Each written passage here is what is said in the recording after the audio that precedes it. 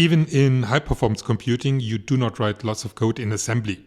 You usually use higher-level languages like C, C++, Rust, SIG, some higher-level languages which are still close to the metal, but way above assembly code.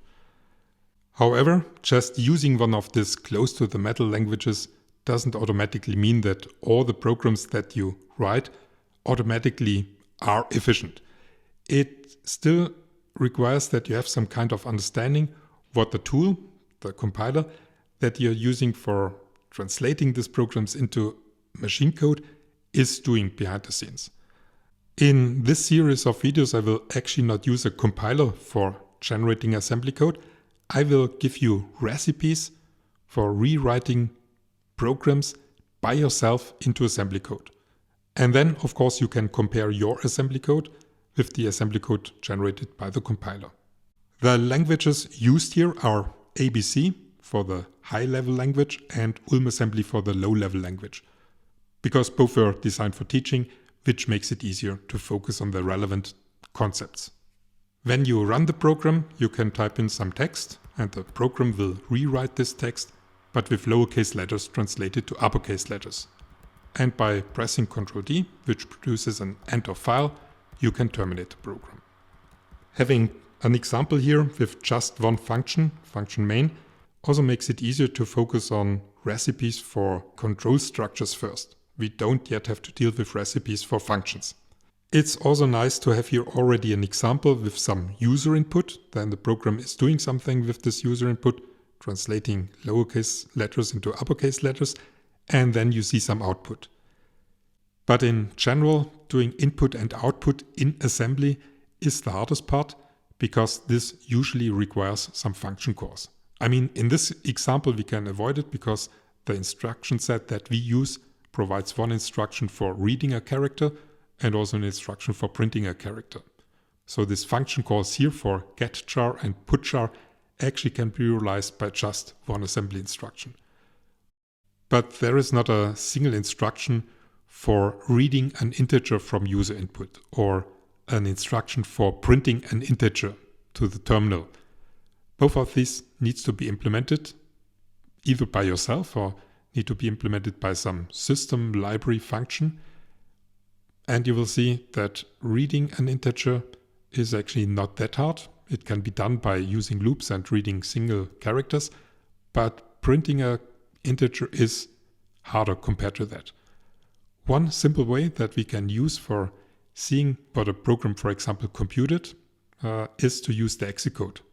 We compute something like the factorial and then use the value computed as the exit code. Recall that function main always has implicitly a return type int, even if you do not specify it, and by default it always returns 0.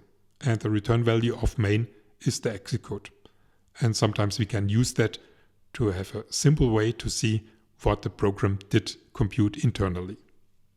One way to rewrite this program step by step into assembly would be to analyze the control flow of the program and then rewrite all these control structures with labels and gotos. And here in the first step, you actually just have to focus on this while loop first. You see, when we enter function main and enter this while loop, we are actually in an infinite loop because the condition is always true. And the only way to exit this loop is when we reach this break statement somehow. Rewriting that with gotos and labels is simple. You use a label at the beginning of the loop, and at the end of the loop you jump to this label. And after this jump to the label, this goto statement, you use a label done, and this label is used for breaking out of the loop. That means this break becomes a goto done.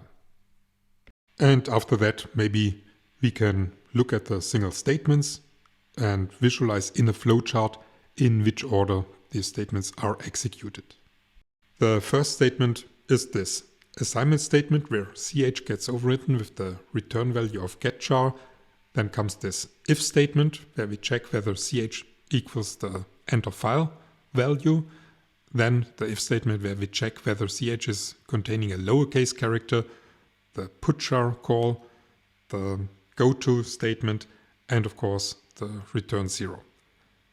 So the flowchart begins with the first statement where we assign the return value of getChar to ch. This is not conditional, so we use this rectangular box around it. And after that we have this if statement where we check whether ch equals the end of file value, and this is actually a conditional goto. So if this condition is true, we go to the return statement below. And otherwise we continue with this second if statement, which is a bit more complicated. First of all, because it's not a conditional goto, and second, because we have this logical AND. So let's deal with that later. After this second if statement, we have the statement where we call putChar, and after that we have the goto statement, which is a jump instruction, so we again use this diamond shape. And this is jumping back to reading the next character. So what's missing is this second if statement. So here we have a condition followed by a statement, and the statement gets executed if the condition is true. And otherwise we continue with whatever comes after this if statement. Now with the details regarding this logical AND we deal later, but the condition is that ch is a lowercase character and the statement is to print this character. Now in this form, this flowchart cannot be translated into instructions or into code. And the problem is not this logical AND, this comes later.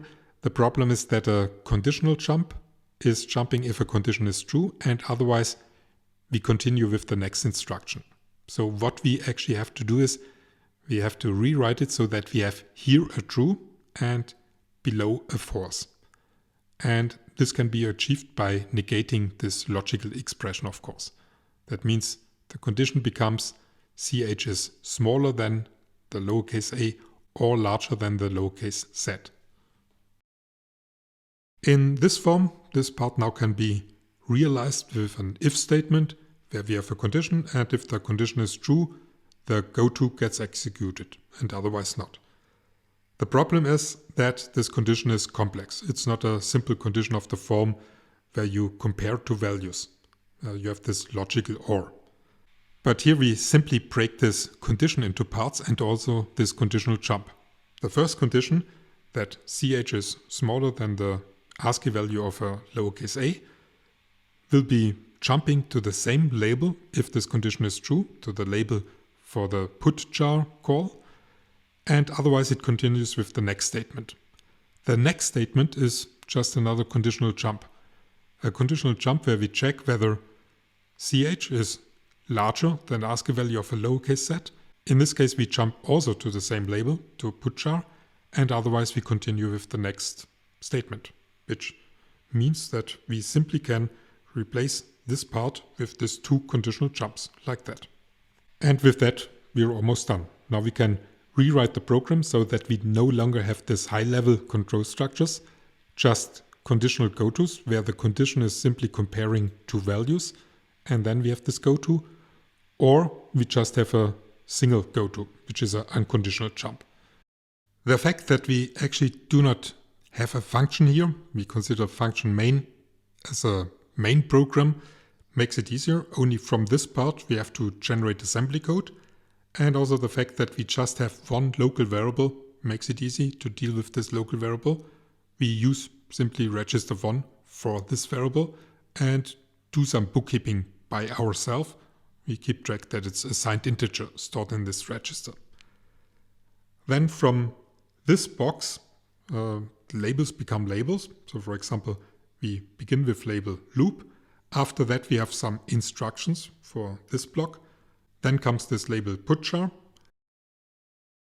After that we have an instruction for printing the character. And after that the jump instruction back to label loop. And with that you already see the structure of this while loop, this infinite while loop. After this loop we have the label done, which will be used for breaking out of this loop. And after this label we have the halt instruction, which corresponds to the return instruction in function main. And then we can fill in the blanks, translating all the statements into assembly code. And you will see this example, of course, was chosen to be simple. Most of the statements can be translated with exactly one assembly instruction, except for this conditional jumps. They will require 2 instructions. Let's begin with the first instruction for storing the character that we get from the user into ch. This simply becomes getC %1. Let's skip the if statements, the conditional jumps. In this assignment, we can express it as subtracting or adding a constant to ch. Let's do it with a subtraction. Then we subtract the difference from the lowercase a to the uppercase a from register 1 and store it in register 1. That's how we change the value of ch. Printing a character becomes simply one instruction, put c %1. Now before we continue, let's make this code a bit nicer to read. We can use a EQ directive so that the assembler is replacing ch with 1, and then we can write here %ch. For just one local variable, this of course is not necessary, but yeah, let's practice already for the case where we have more than just one local variable. Next, we can translate some of these conditional jumps. Let's begin with the first one. Here we have as condition an equality, and for checking an equality, you subtract the right-hand side from the left-hand side, and afterwards you check whether the zero flag is set or not. If it's set, we jump, otherwise not. Now for comparing the values, you need to know the value of EOF, which is actually platform dependent. And for this platform, the value is actually not as usual -1, but actually hex FF 255. So we subtract this value from register 1, register ch, and we are not interested in the result, so we store it in register 0. Afterwards, we want to jump if the zero flag is set, and for that we can use the jump equal instruction and jump then to label done, or alternatively, you could use the assembly notation jump set for jump 0. Both are producing the same machine code. And here it certainly makes sense to use an EQ directive to have a symbol for this platform dependent value of EOF. For the next conditional jump, basically the thing is the same as before. You subtract the right hand side from the left hand side. That means you have in your assembly code some subtraction. And after that, you do some conditional jump, depending on the status flags. But choosing now the right conditional jump instruction after the subtraction actually does require some bookkeeping. Before we were comparing two values for equality. That's kind of easy. You simply check the zero flag. If you have, like here, a relational operator, in this case the less operator, you have to check other status flags, or you have to choose the right jump instruction. For comparing two signed integers, you have to use, for this architecture, the jump less instruction, which will check the signed flag and the overflow flag. If you compare two unsigned integers, then you have to use the jump below instruction, which is checking the carry flag. Now in this example, the difference actually does not matter, because the value of ch is always non-negative. Also the ASCII value of a lowercase a, of course, is non-negative. But you will see in the exercises, there are cases where this makes a big difference. Now here actually I will use this opportunity to prepare you for something that also will show up in the exercise, where you compare a signed integer with some unsigned integer. I mean, in the program it was specified that ch is a signed integer, so we have this information from our bookkeeping. Now the type for this character a is actually platform dependent. On some architectures it might be unsigned, on others it's signed. Now on my platform it's an unsigned integer. That means I'm comparing here a signed integer with some unsigned integer. And the convention in C, C++ and also APC is that if you compare signed with unsigned, unsigned wins. That means there will be an implicit conversion. That means both values suddenly will be treated as unsigned integer.